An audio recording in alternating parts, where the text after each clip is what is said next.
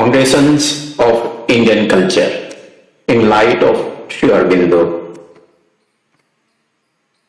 आज हम the fundamental idea of all Indian religions, जिसकी चर्चा श्री अरबिंदो ने the renaissance in India and other essays on Indian culture के अंदर Indian spirituality and life chapter 1 में की है।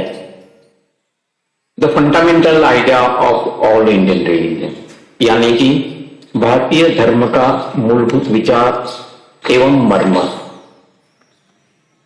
अगर हमें भारतीय धर्म को समझना है, सनातन धर्म को समझना है, भारतीय धर्म का आधार यानी कि भारतीय धर्म के पीछे की आध्यात्मिक बात समझना है, तो हमें भारतीय धर्म का मूलभूत विचार समझना होगा।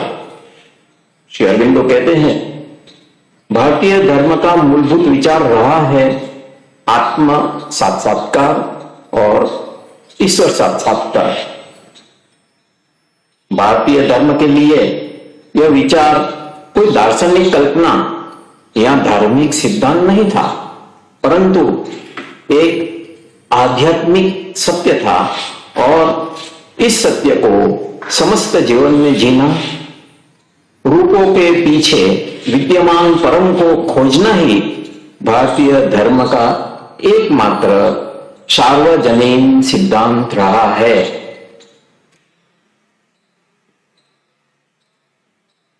समस्त भारतीय धर्म का मूल विचार एक ऐसा विचार है जो सभी जगह सर्वोच्च मानव चिंतन में समान रूप से होता है। यह विचार है कि यह लोक में जो कुछ भी है उस सब का परम सत्य एक सत्ता या एक सत है जो उन सब मानसिक और भौतिक रूपों से परे है जिन्हें हम यहां संपर्क कर सकते हैं।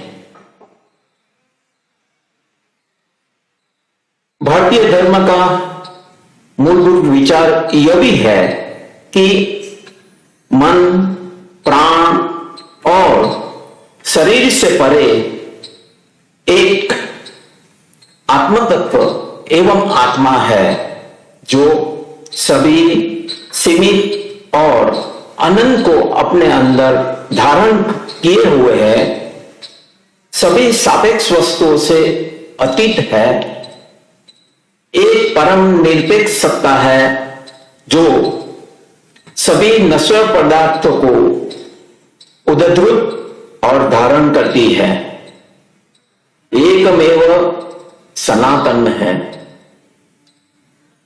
श्री अरबिंदो उपनिषद में श्री अरबिंदो यही कहते हैं कि वह विश्वातीत है, फिर भी विश्व को धारण करता है। वह विश्व के साथ तद्रूप बन जाता है और उनमें प्रवेश करता है। वह कालातीत है और काल भी है। अनंत होकर भी वह शांत बनकर प्रकाशित होता है। एकम होकर वह बहु बन जाता है। निराकार होकर भी वह साकार बन जाता है। वह यह सब विद्या और अविद्या रूपी अपनी चित्त शक्ति से सिद्ध करता है। सच्चिदानंद यानी कि consciousness, force and bliss, that is the found and continent and inhabitant of things, यानी कि भारतीय धर्म का दूसरा मूलभूत विचार है कि दिव्य सत, चित शक्ति और आनंद ही वस्तुओं का आदि स्रोत, आधार और अंतर्वासी है, जो है एकमेव परात्पर, विश्वव्यापी, आदि और शाश्वत भगवान। भारतीय धर्म का एक और मूलभूत विचार है कि जीवात्मा, प्रकृति और जीवन इस आत्म सचेतन शाश्वतता और इस चैतन्य सनातन की एक अभिव्यक्ति या उसका एक आंशिक रूप मात्र है।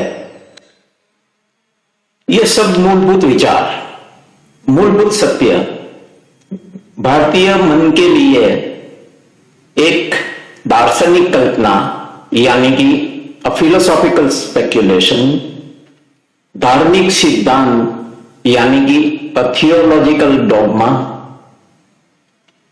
और कोई अमूर्त तत्व नहीं है, एब्स्ट्रैक्शन नहीं है।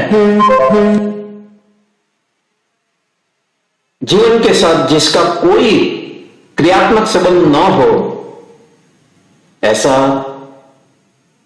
वो विचार नहीं था जिसमें विचारक सदा अध्ययन के लिए निमग्न रहता हो।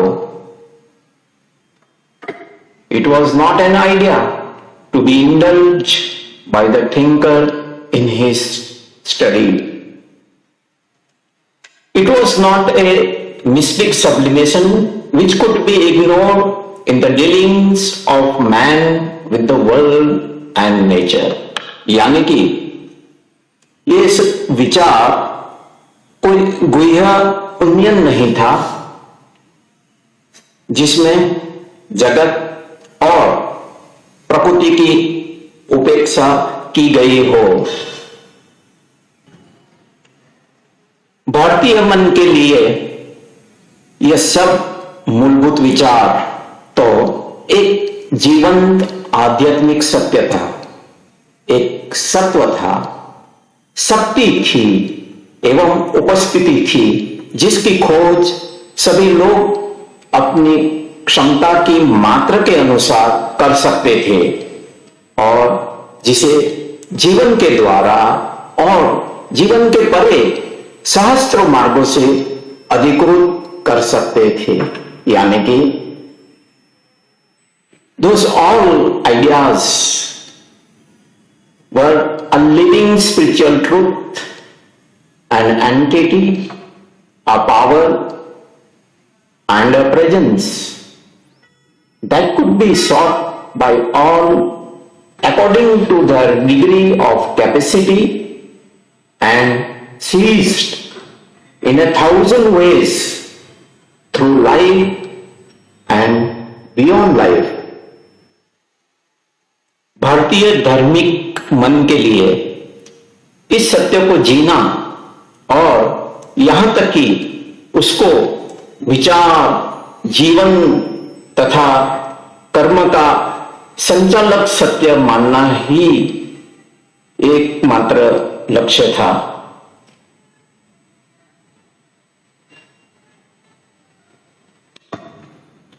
सभी भारतीय धर्म का एक और मूलभूत विचार रहा है कि जीवन भ्रम नहीं है, यह तो एक दिव्य लीला है, अनंत की महिमा की एक अभिव्यक्ति है।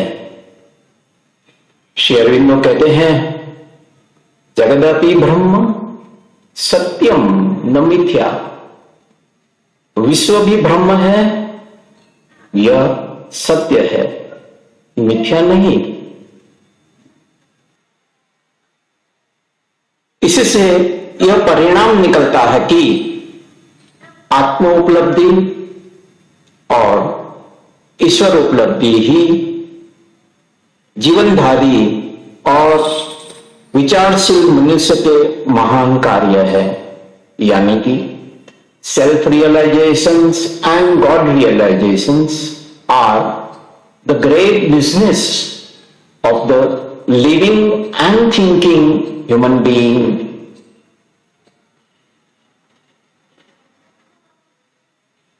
दूसरा परिणाम यह निकलता है कि all life and thought are in the end a means of progress covers self realisations and God realisations. समस्त जीवन और विचार अंततो गत्वा आत्म उपलब्धि और ईश्वर उपलब्धि की और प्रगति करने के साधन मात्र है। अस्तु।